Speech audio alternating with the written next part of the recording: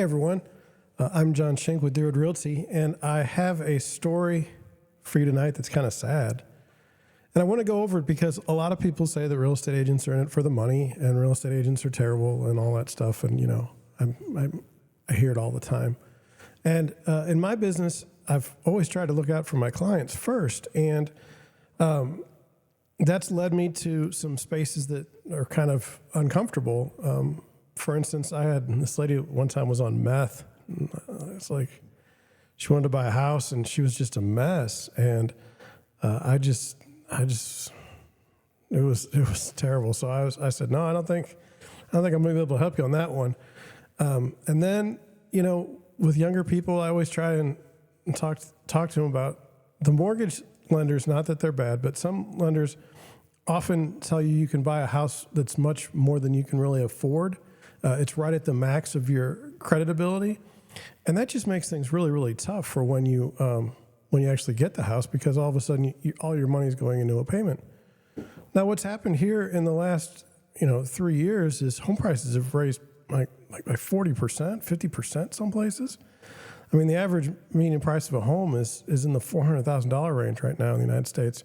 And so it's been very, very difficult, if you're me, to go through this with your buyers. I don't mind getting a good value in the market, but when my buyers are stuck bidding up houses, $20,000, $30,000, $40,000, and not even getting the house, it wasn't where I was very comfortable.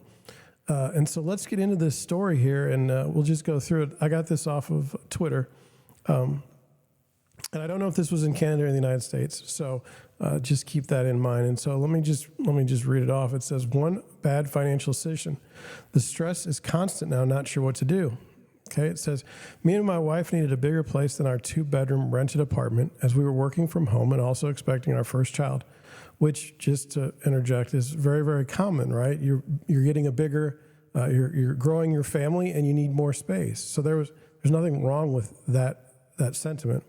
So we bought our first home in March of 2022 when the market was at its peak. We didn't really know what we were getting into in terms of being homeowners, the added expense that don't have to worry about as renters. We qualified for the mortgage through a top 4 bank. We put our minimal savings in the down payment and had no real cash on hand. And so, again, this isn't unusual. It's not good. I always try to work with my buyers, and that's like, so some of the red flags right here was we didn't know what we were getting into in terms of being homeowners. There is actually a fear out there amongst people to show other people that they don't know what they're doing, right? So it wouldn't be unusual for a couple to not tell me all the information that I would need to help them through a home purchase. They would be maybe uncomfortable even asking about escrow money, insurance and stuff like that. They don't want, maybe if there's not a high enough trust level there, they don't want to get taken advantage of. So they possibly don't tell you everything that you would like to know to help them. So then it says, since then, everything has been tight. Groceries, eating out, vacation. We try to save in everything, but we save nothing because of the high mortgage and increased cost of living in general. So basically they have the mortgage payment that's ridiculous, and then inflation has gone up, so they have less money for food and every other thing. It says, with babies starting to go to daycare now and the house needing a new furnace, I am not sure where the money will come from. We can't sell the house and go back to renting because we were about $100,000 underwater with the house price since interest rates have risen. One bad financial decision and our lives are consumed by constant stress. Nothing feels good anymore. And so this is very, awful, right? This is not what it's not what you want in a story. Certainly as a real estate agent, I don't want to have put these people in this situation. But I did want to look at a few things here. It says, with babies starting to daycare now and house needing a new furnace, I'm not sure where the money will come from. And I'm a little bit surprised that they bought a house in 2022 and they were not aware that the sewer or that the furnace might need to be replaced. And, the furnace, the air conditioner, those are the things that's like you can't, if they go out, you can't really do anything. You're going to have to get something, right? Like during the middle of winter, and if this is in Canada, during the middle of winter, you're not going to be able to go without heat. So that's strange. Oftentimes when we do a home inspection here in St. Louis, which I think you can pretty much get a home inspection at any point in time. You can write in the offer that it's contingent on inspections, or maybe if the market's been hot like it has, like it's not contingent on inspections. But you're still allowed to have as many as you want so that you know exactly what you're getting into. And so I'm a little surprised. So here what would happen is we do the inspection, and then the inspector kind of lists off the things that you need to be looking at in the future. So for instance, if a furnace is like 20 years old, hey, maybe you might want to start budgeting for a new furnace. But there's nothing wrong with what they did. And that's something that I wanted to convey. Most people make housing decisions when something is going on, what we call like life situations. So the birth of a child, someone's passing, a divorce, a marriage. Like there's these reasons why people buy houses, and they tend to buy them in certain things.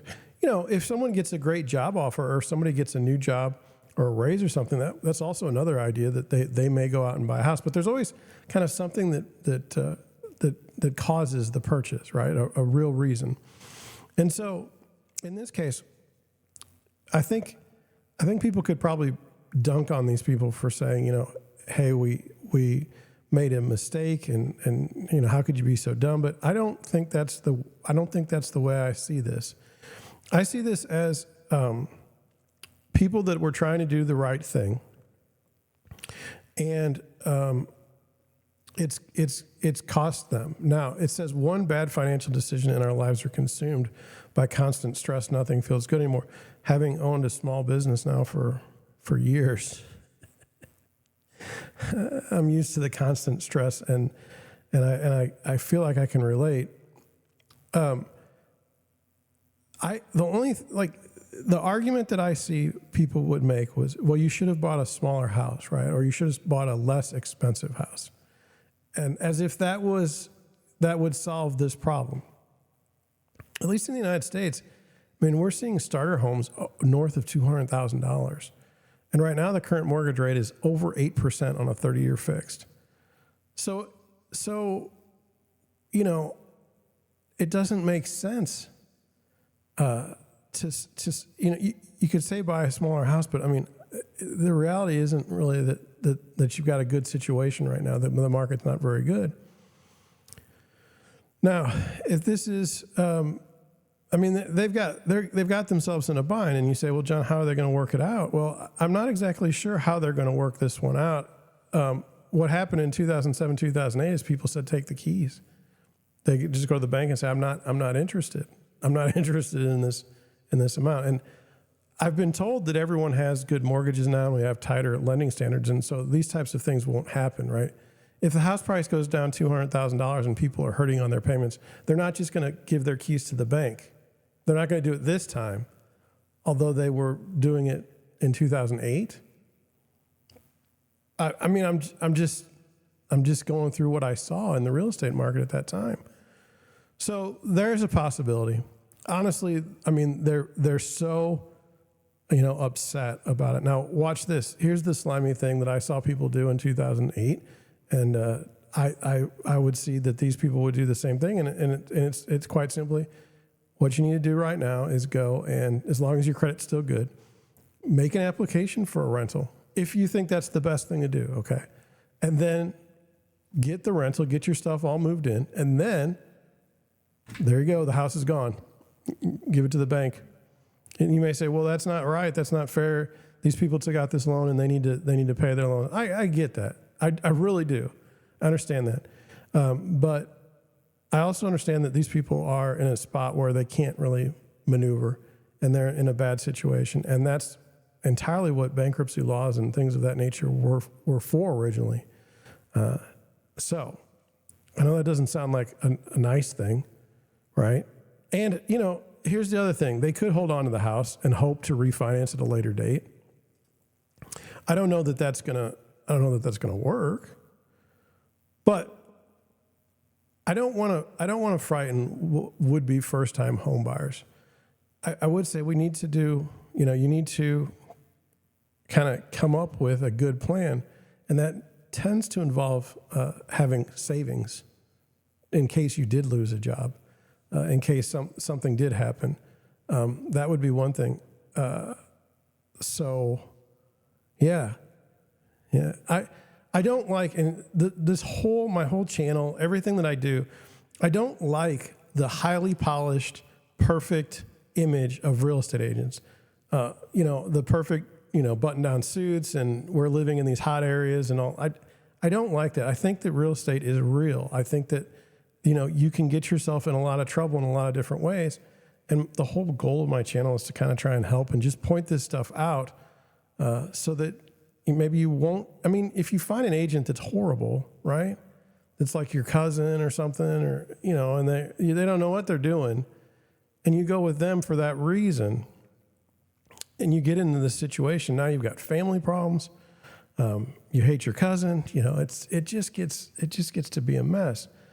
So my goal, I know these aren't the most highly edited videos, and I get that people want to believe in this image of a real estate agent and things of that nature.